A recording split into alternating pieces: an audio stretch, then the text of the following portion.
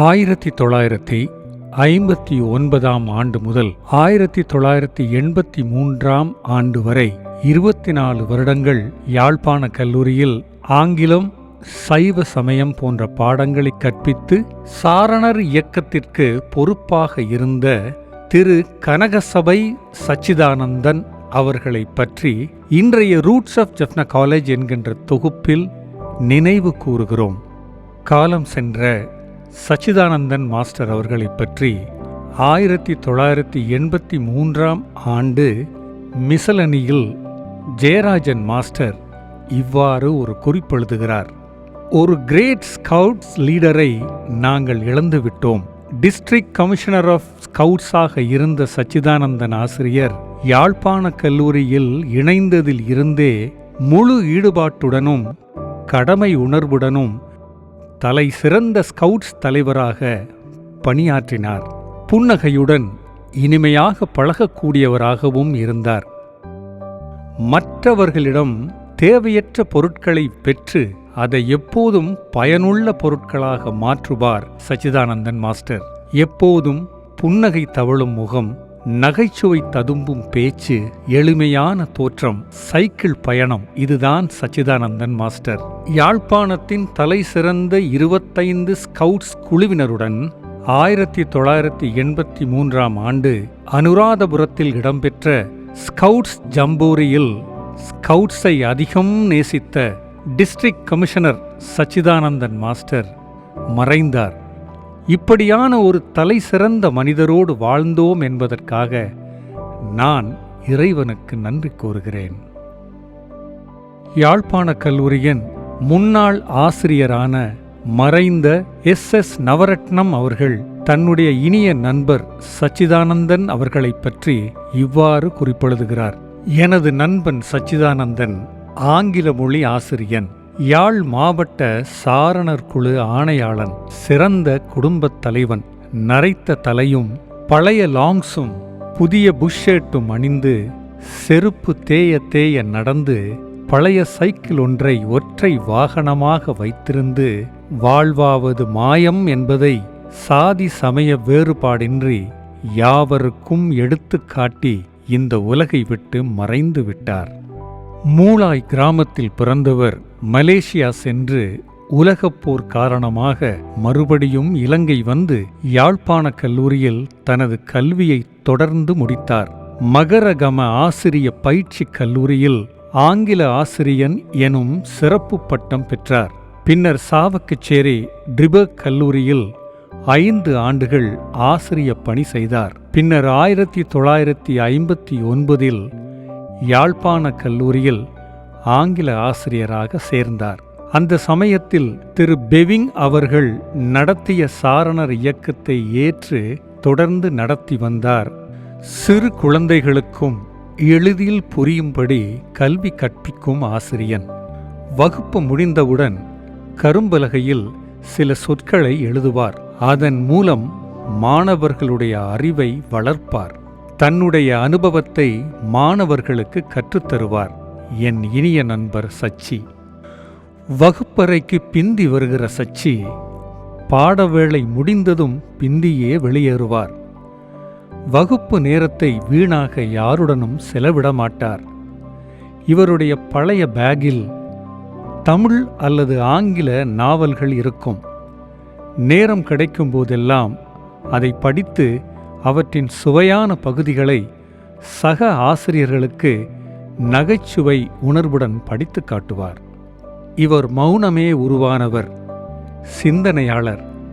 இவரிடம் அமைதி இருந்தது, கடமையில் ஆர்வம் இருந்தது, கண்ணியம் இருந்தது. ஆனால் வறுமை இவரை வாட்டியது.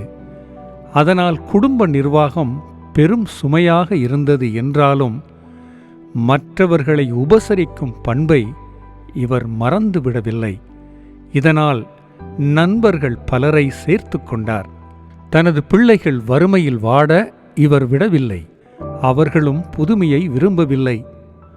அதை வாங்க வேண்டும், இதை வாங்க வேண்டும் என்று விரும்பி அவருடைய குழந்தைகள் அழுததை நான் என்றும் என் கண்ணால் கண்டதில்லை, காதால் கேட்கவும் இல்லை. அவர்கள் முன்னேற வழிகளை திறந்து விட்டார். ஆனால் காலன் அவரின் உயிரை இடையில் கவர்ந்து விட்டான் என்பதுதான் சோகம்.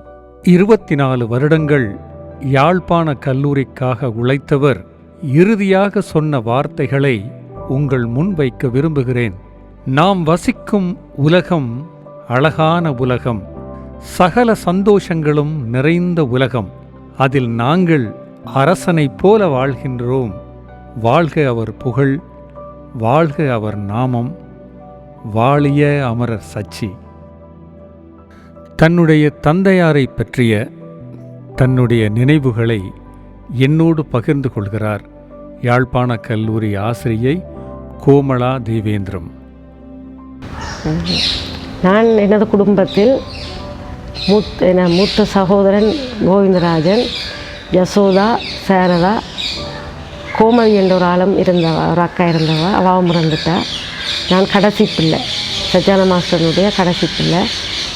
எல்லோருமே யாழ்ப்பாண கல்லூரியில் கல்வி கற்றோம்.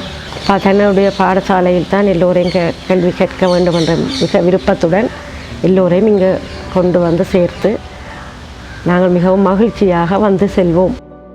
நீண்ட தாடி, ஆடம்பரம் இல்லாத ஆடைகள், அந்த பழைய சைக்கிளில் வேக வேகமாக மிதித்தபடியே சிரித்துக்கொண்டே மாணவர்களோடு பேசிக்கொண்டே யாழ்ப்பாண கல்லூரிக்குள் வருகிற சச்சிதானந்தன் மாஸ்டர் அவர்களை 40 ஆண்டுகளுக்கு பிறகும் நான் நினைத்து பார்க்கிறேன். மிகவும் ஒரு அன்பான ஆசிரியர் அவர். நான் ஸ்கவுட்ஸில் இருந்தவன் அல்ல. எங்களுடைய தோளில் தட்டி எங்களுடைய பெயரை சொல்லி அழைத்து எங்களோடு விளையாடி செல்லுகிற அந்த சச்சிதானந்தன் மாஸ்டருடைய அந்த குரலும் முகமும் இன்றும் நினைவில் நிற்கிறது. அன்பான ஆசிரியரை நாங்கள் கண்டிருக்கிறோம். அந்த அன்பான தகப்பனை நீங்கள் வீட்டில் எப்படி பார்த்தீர்கள்? பெரும்பாலும் பாடசாலைக்கு அப்பா வந்தால் வீட்டை வர 10-11 மணி செல்லும். நாங்கள் பெரும்பாலும் அம்மா எங்களுக்கு சாப்பாடு தந்து நித்திரையே எல்லாரும் படுத்துடுவோம். ஒரு நாள் இப்படித்தான் வரையிலே அப்பா 11 மணி ஆச்சு, 12 மணி ஆச்சு. அம்மா வந்து எங்களை உழுப்பிட்டு அப்பாவை காணையில் பிள்ளைகள் என்னோ தெரியா, என்ன நடந்துட்டோ தெரியாதுன்னு சொல்லி பார்த்தா 3 மணியோ 4 மணிக்கு சைக்கிள் சத்தம் கேட்டு சைக்கிளில் வந்து கொண்டிருக்கிறேன். அப்போ தான் கேட்டால் சொன்னார், மிஸ்லாய்ஸ் வீட்டில் களவு போட்டுது, எல்லாருமாக சேர்ந்து டீச்சருக்குரிய ஆதரவை கொடுத்துட்டு வந்து நாங்கள் வட்டுக்கோட்டையில் இருந்த டீச்சர்ஸ் எல்லாருமா சேர்ந்து டீச்சரோட நின்று டீச்சருக்கு உதவி செய்து போட்டு வந்திருக்கிறோம்னு சொன்னேன். அதுக்கு பிறகு தான் எங்களுக்கு அந்த சைக்கிள் சத்தம் கேட்டது பிறகு தான் எங்களுக்கு நிம்மதி. என் அம்மா சொல்லுவாள், அப்படி அப்பாண்ட சகல விதமான இந்த யாழ்ப்பாண கல்லூரியில் சேவையாற்றுவதற்கும் அம்மா தான் பின்புலம் என்று சொல்லுவேன்.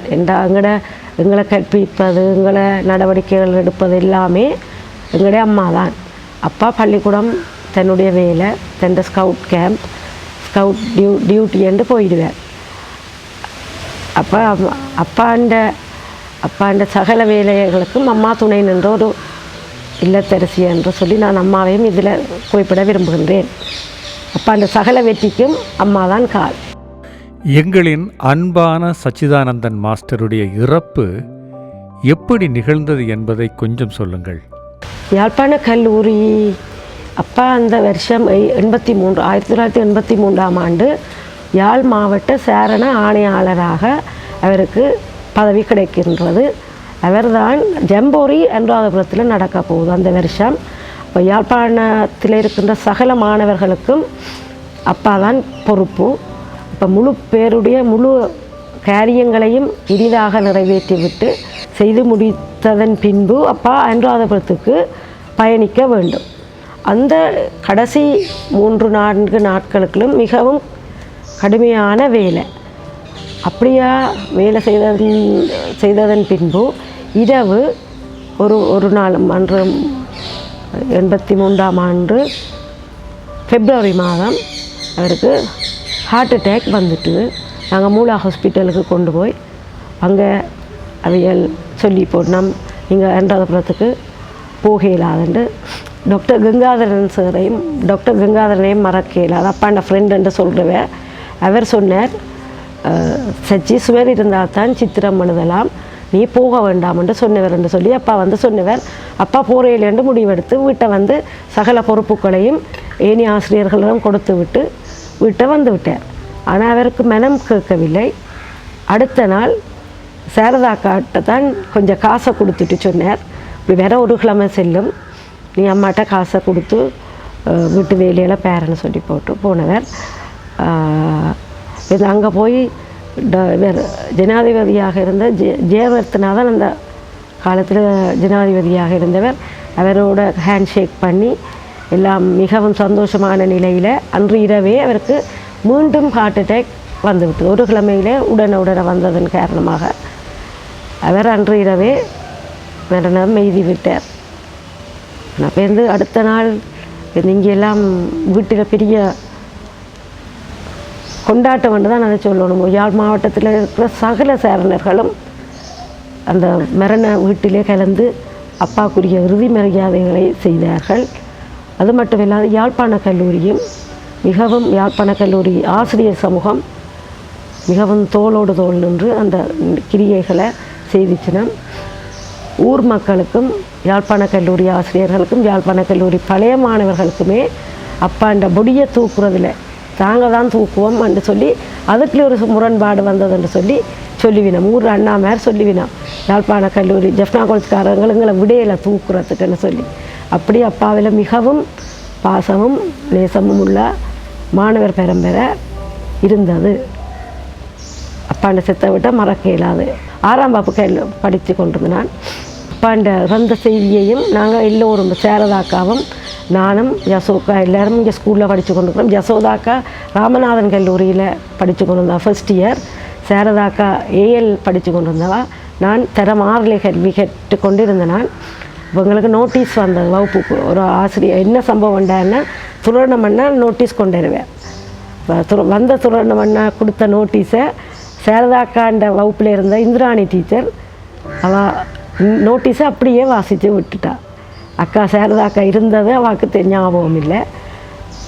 எங்களை இந்த காரில் வீட்டை கூட்டிக்கொண்டு போனவையல் என்னையும் சேரதாக்காவையும் யசோக்காவையும் வந்து யாழ்ப்பாண கல்லூரி எங்களுக்குரிய சகல உதவிகளையும் செய்து எங்களை ஒரு நல்ல நிலையில் யாழ்ப்பாண கல்லூரி ஆசிரியர்கள் தான் எங்களுக்கு பின்புலமாக இருந்து எங்களை வழி நடத்தினவர். அப்பா இறந்தாலும் கூட எங்களுக்கு ஒரு சரியான அரவணைப்பு இருந்தது.